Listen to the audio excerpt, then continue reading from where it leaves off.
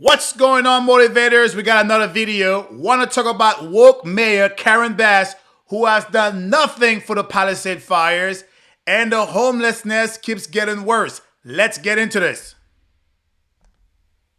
Order that said that he wanted to take over the permitting process in the city of Los Angeles. Of course, I was very concerned about that, and that the only permits that had been issued are federal permits, which actually don't exist. But what I was delighted is who he appointed to come here, which was the EPA Administrator, Lee Zeldin. We served in Congress together. That's one thing that has been very helpful to me in this role. The fact that I served in Washington and served in Sacramento, I still have those relationships. And those relationships pay off. And so when Administrator Zeldin came here, well, we actually talked ahead of time, and we've been talking since. He's certainly identified some weaknesses with the permitting process, and we've been addressing those.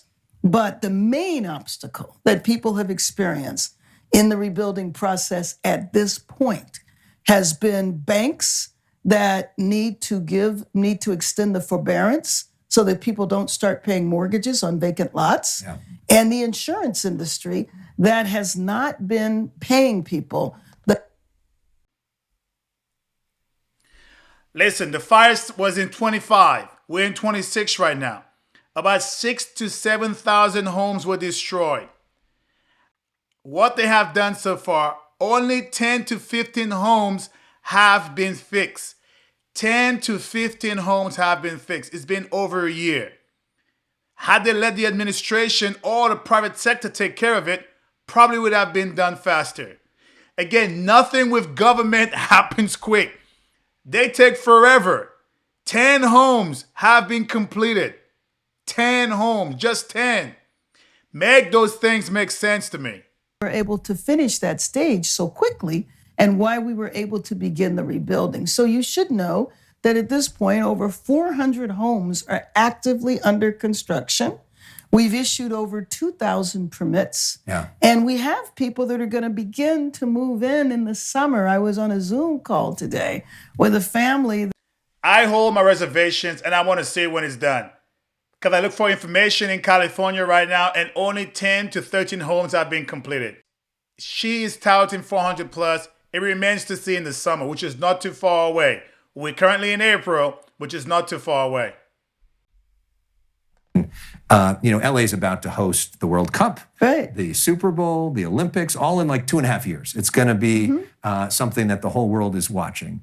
And one of the concerns that we hear around the country is about homelessness. And there was a report in the LA Times just this week that talked about your signature program called Inside Safe, which is to get people inside safe. And it said $300 million program, and 40% have returned to the streets. These are people that were part of the program and... Amazing. Amazing. Although this is a project that makes sense for every person watching who wants people to be off the street, but we know that government programs do not work, especially in Democrat state. The money goes out and it goes back into who knows where, people's pocket. 40% of the people they try to help went back to the street. What sense does that make? You spend billions of dollars on homelessness and they go back to the street? We got to do better. But those Democrat scams, I'm telling you, it's a waste of taxpayers' money over and over again. then they're no longer part of the program. They're back on the streets. Some people say that that's a failure. What do you say to that? Well, I say several things. First of all, 60% of the people have remained housed. Yeah. But you know me, and we've been on this journey. That's not a great percentage. Well, She's probably saying 60%. 60% have been housed. 40% went back to the street. That is insane.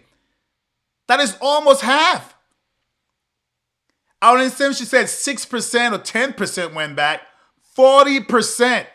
That is wasteful spending, if you ask me. well, it is a great percentage. We've been on this journey together. Yeah. And you know, the reason why I ran was because we needed change in this city. It's in Westlake after a homeless encampment overtakes a post office parking lot. There you see it right there. Several of the parking spots there, all but blocked by tents and trash. Neighbors and nearby business owners want help from the city. NBC4's Keenan Willard in Westlake now with what's being done to clean up this mess. Keenan. Well, Colleen, hopefully some act. And you got to understand, too, this is only one sector. There are multiple other areas in LA who looks just like this. And they keep touting that it's getting better. I'm telling you, it's getting worse. Action soon. That's what neighbors are calling for here in Westlake. They say this is not just a parking issue, it's a public safety problem. And the city tonight says they're going to do something. At the post office at West 7th and Burlington in Los Angeles, the parking lot looks more like a dumping ground. They have trash and it smells. It's awful. People who live nearby say homeless people have taken over the lot, living here in makeshift houses and piling trash bags, mattresses, and other bulky items in parking spaces. I just want to clean up. Linda Polito has to come here daily to send packages for work, often parking in the bus lane out front because the lot is overrun. Being in the post office, it's bad. It's getting worse every day. More. Of course it's getting worse. They're the ones who are seeing those things on the ground. They're the ones who have to go to work. They're the ones who have to use the post office. Keep touting again that things are getting better. Spend over $8 billion in homelessness only to see this. We have the Olympics coming in and we have this. More homeless people are living there. And nobody does anything. Business owners in the area say they've seen people in the lot using drugs and being disruptive. Pues porque la gente tiene miedo llegar. The owner of a salon across the street telling me she worries customers will feel too unsafe to come to her shop. We spoke to one man who's living in the parking lot. Y aquí, en nuestra casa. He says this is their home, and they're here because they have nowhere else to go. NBC4 reached out to the post office. In a statement, they tell us they would like to partner with local law enforcement, city, county, and congressional personnel, and USPS authorities to find viable solutions to this growing concern. We had an issue like that in D.C. The people who are homeless in the park, guess what? It got cleaned up, so something could be done about it. The thing is, where's the incentive and the initiative that is being done by your city council? These people are there for the individual of the state and the county, yet nothing is being done that's productive. Some people living nearby say they depend on this post office, and they feel the city is letting their neighborhood down. I just hope something gets done. Get cleaned up. Get these people out of here. We need to go in there and park. We also reached out to Mayor Bass's office for a response to some of those concerns in this Westlake neighborhood. She's calling this situation unacceptable. She says she's going to reach out and work with the local council rep to try and get a fix to this situation. Now, she also says that a strike response team has already come out to take a look at the scene. So more developments could come in the days ahead here with this concerning situation. What exactly is being done? And the people of California, which is majority Democrats, vote for the same initiative over and over again, yet expecting a different result.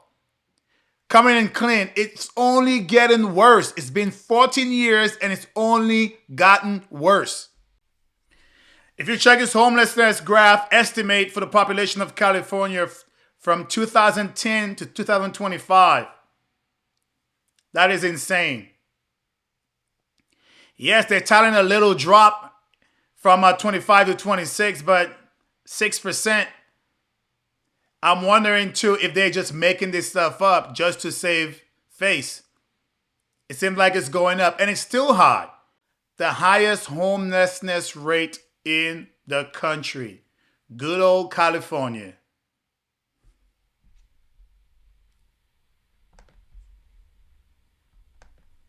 What was happening in the city was just completely unacceptable. The city had adhered to a rigid policy that said, stay on the streets, basically, until we build you something. I came in and said, it is unacceptable to have Angelenos on the street. You know that I came into a system that had been broken for over 3 decades, but you know that I felt the sense of urgency to get people off the street. So what I did was move to get people off the street, which we have. I don't know what the solution is as far as solving this mess, which has gotten so bad over here in California. I'm telling you, my first principle would be to make this a private thing. this whole government running this homelessness thing, it's not going to work. It's not going to work. I said bring in the federal government. The same thing they did in D.C., I think it could be done over here. Take all of those people who are unhoused, put them somewhere other than the city into the local places. And take all the trash with them too. Have succeeded in. We've resolved over 120 encampments. So for the first time, we've had 2 years in a row, a 17% reduction in street homelessness, where nationally it's been an 18% increase. But you also know that I've been trying to diagnose and transform the system at the same time. But one thing that the city and the county never did was really properly evaluate the system to see what is working and what isn't working. So for example, we don't know that 40% left to go on the streets. We don't know where they are. The bottom line is they left. I mean, that in itself is even worse. Like, she's trying to make a point, but her point is not even satisfactory. It's showing that the program that she has still sucks. And by her same notion, the numbers that they're giving could be falsified too. Left interim housing. Yeah. And I can give you Pretty lots of concerning, it. isn't it? Of course it's concerning, but you've also heard me over the last 3 years say that one of the fundamental weaknesses in the system was it was inadequate services. So you're not addressing the substance abuse, the mental health, and the other reasons that led to homelessness. So I did bring on a team to evaluate what is working, because of course I want to know, first of all, where those 40% went, why they left, but I also want to know why the 60% stayed. And so if we're going to transform the system like I want to see done, then we need to have this information, but the system was not designed to evaluate itself. Over $300 million spent on the program, which 40% left. She says she doesn't know where they went to, but the people tell you that there's an area that have just brought up with more homelessness. So I'm pretty sure that they went back to a different area. And one area they claim to be striving and being better, all it is that they move from one area to the next. The homelessness just migrate from one sector to a new sector, one district to another. Her idea of what it is, these people are lost. You can see all the money that's keep getting thrown at this thing. Keep trying different programs. More billions of dollars is being wasted. I still believe, again, that these things are a way for Democrats to get money kicked back into their pockets. Kickbacks into their pockets for their little political ambitions. Who knows? Because it doesn't make sense that these things keep getting worse. And yes, there's a reduction that they may claim that it is of 5%. Yet there was a 40% of people who didn't stay in the homelessness program that they just tried. But they're claiming only 6% drop. So if anything, I would think it would be the opposite. So the 6% that they try to house into that facility, 40% went back on the street, so the numbers even should be higher. Again, we could see California is going to be a mess. I don't know how we're going to fix this program. It will take time, but I do believe the best way of doing it is to vote a Republican in office this coming election. Anyway, let me know what you think. All right, motivators, if you enjoy what you've seen and heard, please like, comment, subscribe, and share a Black veteran's perspective. Stay motivated.